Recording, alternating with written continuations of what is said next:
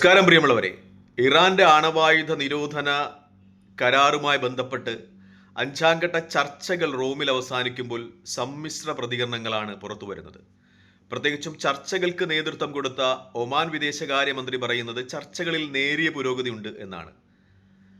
ഇറാന്റെ വിദേശകാര്യമന്ത്രി അബ്ബാസ് അരാക്ഷിയുടെ ഒക്കെ പ്രസ്താവനകളിൽ നേരിയ പുരോഗതിയുണ്ട് എന്ന സൂചന നൽകുന്നതോടൊപ്പം അദ്ദേഹം പറയുന്നത് ഇറാൻ ന്യൂക്ലിയർ ആയുധങ്ങൾ വേണ്ട എന്ന് വെക്കുവാൻ തയ്യാറാണ്, പക്ഷേ സമാധാനപരമായ ആവശ്യങ്ങൾക്ക് വേണ്ടി 3.67 യുറേനിയം സമ്പുഷ്ടീകരണം ഇറാനെ അനുവദിക്കണം. എങ്ങനെയാണെങ്കിൽ ഒരു ആണവായുധ നിരോധന കരാറിനെ കുറിച്ച് ഇറാൻ ചിന്തിക്കുകയും അതിൽ ഒപ്പിടാൻ തയ്യാറാകുകയും ചെയ്യുമെന്നാണ്. അതായത് ഇറാന് ആണവായുധം ആവശ്യമില്ല, പക്ഷെ അവരുടെ സമാധാനപരമായ കാർഷിക വ്യാവസായിക ആവശ്യങ്ങൾക്ക് വേണ്ടി 3.67% യുറേനിയം സമ്പുഷ്ടീകരിക്കുവാൻ അനുവദിക്കുകയാണെങ്കിൽ ഇറാൻ ഈ ആണവായുധ കരാറിന് തയ്യാറായേക്കാം എന്ന ഒരു ചർച്ച അന്താരാഷ്ട്ര തലങ്ങളിലൊക്കെ ഉയരുകയാണ്. പക്ഷേ അമേരിക്ക പറയുന്നത് 1% പോലും യുറേനിയം സമ്പുഷ്ടീകരണം ഇറാന് അനുവദിക്കുകയില്ല. യുറേനിയം ആവശ്യമാണെങ്കിൽ അത് അമേരിക്കയിൽ നിന്നോ റഷ്യയിൽ നിന്നോ ഒക്കെ വാങ്ങാം എന്നൊരു നിർദ്ദേശമാണ് അമേരിക്ക മുന്നോട്ട് വയ്ക്കുന്നത്. പ്രത്യേകിച്ചും മാധ്യമങ്ങളൊക്കെ ചർച്ച ചെയ്യുന്നത്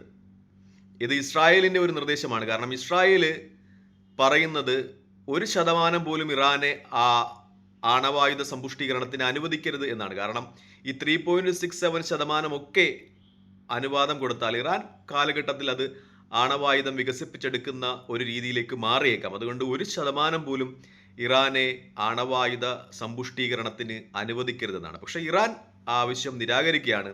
ഇറാൻ പറയുന്നത് അവരുടെ കാർഷിക വ്യാവസായിക ആവശ്യങ്ങൾക്കായി 3.67 യുറേനിയം സമ്പുഷ്ടീകരണത്തിന് അനുവദിക്കുകയാണെങ്കിൽ ലോകത്തിൻ്റെ സമാധാനത്തിന് വേണ്ടി ഒരു കരാറിൽ ഏർപ്പെടുന്നതിന് ഇറാൻ തയ്യാറാണെന്നാണ്. പക്ഷേ അമേരിക്കയും ഇസ്രായേലും അത് അനുവദിക്കുന്ന ഒരു സ്ഥിതിവിശേഷം ഇപ്പോഴില്ല. അതുകൊണ്ട് തന്നെ ഈ ചർച്ചകൾ എത്രത്തോളം വിജയിക്കും എന്ന കാര്യത്തിൽ സംശയമില്ല. ചർച്ചകൾ വിജയിക്കാനുള്ള സാധ്യത വളരെ വിരളമാണ്. ഇറാനും അമേരിക്കയും അവരുടെ നിലപാടുകളിൽ ഉറച്ചു നിൽക്കുന്നിടത്തോളം കാലം എന്ന ഒരു വിശേഷണമാണ് അന്താരാഷ്ട്ര മാധ്യമങ്ങളിലൊക്കെ നിറയുന്നത് ഈ അവസരത്തിൽ. മറ്റൊന്ന്, ഗസയിൽ ഇസ്രായേലിന്റെ നരനായാട്ട് തുടരുന്നു എന്ന വാർത്ത വളരെ ഖേദപൂർവ്വം തന്നെ അന്തർദേശീയ മാധ്യമങ്ങളൊക്കെ ചർച്ച ചെയ്യുന്നുണ്ട്. പ്രത്യേകിച്ച് ബ്രിട്ടനും ഫ്രാൻസും സ്പെയിനും ഒക്കെ ഇസ്രായേൽ ഗസയിൽ നടത്തുന്ന പട്ടിണി യുദ്ധത്തിനെതിരെ വിമർശനം ഉന്നയിക്കുന്നുണ്ട്.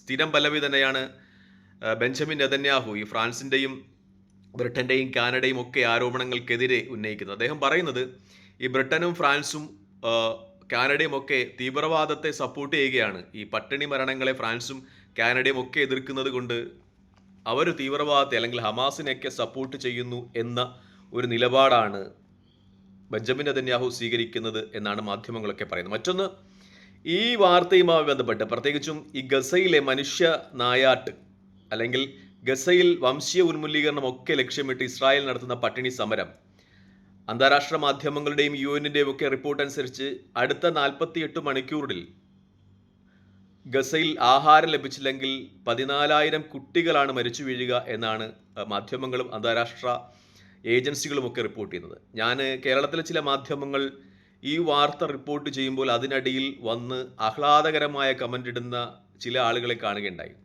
ഈ ബെഞ്ചമിൻ നെതന്യാഹുവിൻ്റെ ക്രൂരതയെക്കാളും അപ്പുറമാണ് ഗസയിലെ സാമൂഹ്യ സാഹചര്യത്തിൽ ഈ കുട്ടികൾ പട്ടിണി കൊണ്ട് മരിച്ചു വീഴുമെന്ന് പറയുമ്പോഴും അത് ആഘോഷിക്കുന്ന ആളുകളുടെ മാനസികാവസ്ഥ എന്ന് പറയാതിരിക്കാൻ തരമില്ല. കാരണം അവരൊക്കെ വിചാരിക്കുന്നത് ഗസയിൽ കൊല ചെയ്യപ്പെടുന്നത് ഏതെങ്കിലും ഒരു പ്രത്യേക വിഭാഗക്കാരാണ്, അവരോടുള്ള വിരോധം കൊണ്ട് അതങ്ങ് ആഹ്ലാദപൂർവ്വം ആഘോഷിച്ചു കളയുമെന്നാണ്.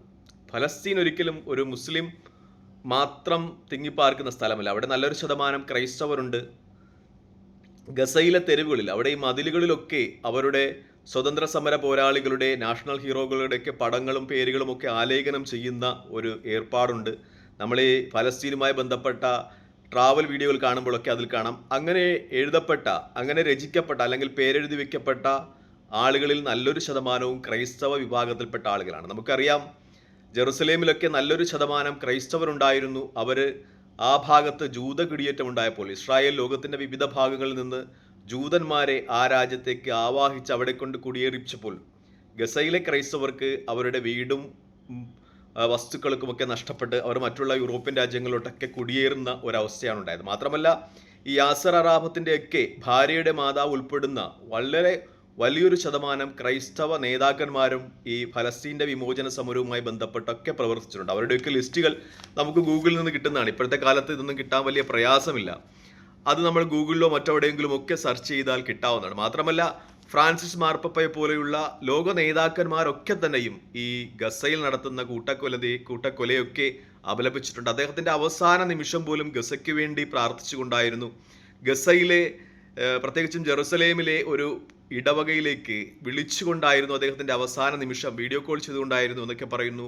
അവിടുത്തെ ജനങ്ങൾ എങ്ങനെയാണ്, അവർ ആഹാരം കിട്ടുന്നുണ്ടോ എന്നൊക്കെ ചോദിച്ചുകൊണ്ടായിരുന്നു എന്ന് പറയുന്നു. അപ്പോൾ മനുഷ്യത്വപരമായി ചിന്തിക്കുന്ന ഒരുപാട് ആളുകൾ ഗസയുടെ സമരം അതൊരു സ്വതന്ത്ര സമര പോരാട്ടമായി തന്നെ കാണുന്നുണ്ട് എന്നാണ് ഏറ്റവും വലിയ യാഥാർത്ഥ്യം. ചില ജാതിവെറിയന്മാരും മതവെറിയന്മാരും ഒക്കെയാണ് അത് ഒരു സമുദായം അവിടെ അധികമായതിൻ്റെ പേരിൽ, ജാതിയുടെയും മതത്തിൻ്റെയും ഒക്കെ പേരിൽ അങ്ങനെ ആളുകൾ കൊല ചെയ്യപ്പെടുന്നതിൽ സന്തോഷം രേഖപ്പെടുത്തുന്നത് എന്നാണ് ഏറ്റവും പ്രധാനപ്പെട്ട ദുഃഖകരമായ വാർത്ത. മറ്റൊന്ന്, ലോകത്തെ ക്രൈസ്തവ, ഹൈന്ദവ, ബൗദ്ധ രാജ്യങ്ങളിലൊക്കെയും ജനങ്ങൾ ഈ ഗസയിൽ ഇസ്രായേൽ നടത്തുന്ന മനുഷ്യവേട്ടയ്ക്കെതിരെ തെരുവിലിറങ്ങി പ്രകടനം നടത്തുന്നുണ്ട്. ഈവൻ ശ്രീലങ്കയിൽ പോലും അങ്ങനെ നടത്തുന്നുണ്ട് എന്നത് വലിയ വാസ്തവമാണ്. മിക്കപ്പോഴും ഭരണകൂടങ്ങളൊക്കെ ഈ ഇസ്രായേൽ അനുകൂല നിലപാടുകൾ സ്വീകരിക്കുമ്പോഴും യൂറോപ്യൻ രാജ്യങ്ങളിലൊക്കെ ജനങ്ങൾ, മിക്കപ്പോഴും ക്രൈസ്തവ രാജ്യങ്ങളിലെ ജനങ്ങൾ ഗസയിലെ ജനങ്ങൾക്ക് വേണ്ടി തെരുവിലിറങ്ങുന്നത് കൊണ്ടാണ് മിക്ക ഭരണകൂടങ്ങളും ഇപ്പോൾ ഇസ്രായേലിനെതിരെ നിലപാടുകൾ എടുക്കുന്നത് എന്നത് വളരെ വ്യക്തമാണ്. ഞാൻ പറഞ്ഞു വരുന്നത് കേരളത്തിലെ ചില യൂട്യൂബ് ചാനലുകളും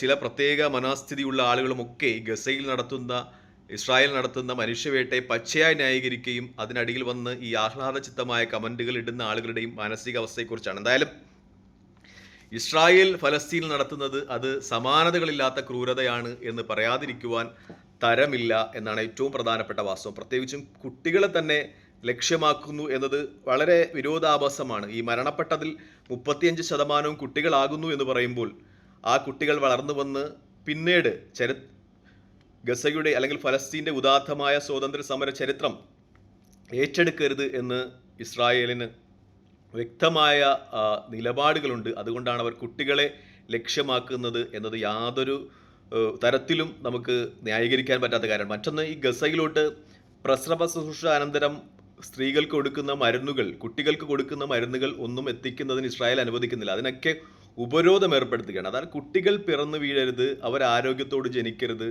അവർ പിന്നീട് ഗസയുടെയും അല്ലെങ്കിൽ ഫലസ്തീൻ്റെയും സ്വാതന്ത്ര്യ സമര പോരാട്ടങ്ങൾ ഏറ്റെടുക്കരുത് എന്നത് ഇസ്രായേൽ പർപ്പസ്ഫുള്ളി ലക്ഷ്യബോധത്തോടു കൂടി ചെയ്യുന്ന കാര്യമാണ് എന്നതിൽ തർക്കമില്ല.